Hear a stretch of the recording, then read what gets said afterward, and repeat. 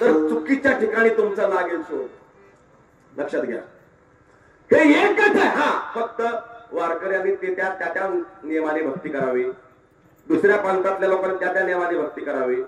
पण आपण उगाच संप्रदाय निर्माण करू नये, कुठला तरी उगाच चुकीचा आपलं काहीतरी यायचं करायचं। माझा वय माझा चमत्कारी संप्रदाय, हा कुठला कसला सांगावं? जे वाढवडला अर्जित आलं, साधू संतांकडून आलं, ते अंगीकारावं हो। आणि मग याला सद्गुरु कृपा, गुरु दीक्षा घ्यावी लागते। एकदा गुरु दीक्षा घेतली की मग सद्गुरु आपल्याला सगळे समजावून सांगतात। आणि म्हणून आज दत्त जयंतीचा हा सोहळा आहे।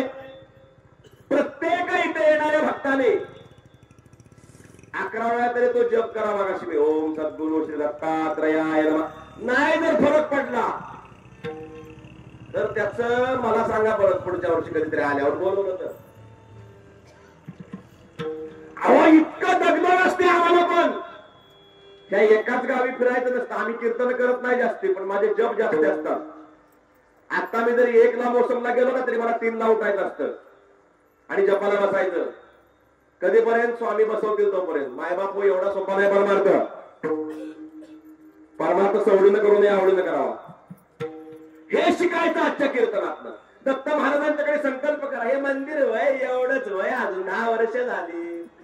अरे मंदिराला 10 वर्ष झाली, तू येतोस त्याला पण 10 वर्ष, तुझ्यात काय बदल? शून्य।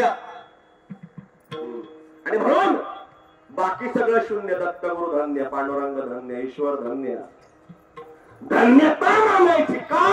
हे भैरेश्वर आहे। तर महादेव मंदिर भैर करीन, भैर तुम्हाला लक्षात घ्या।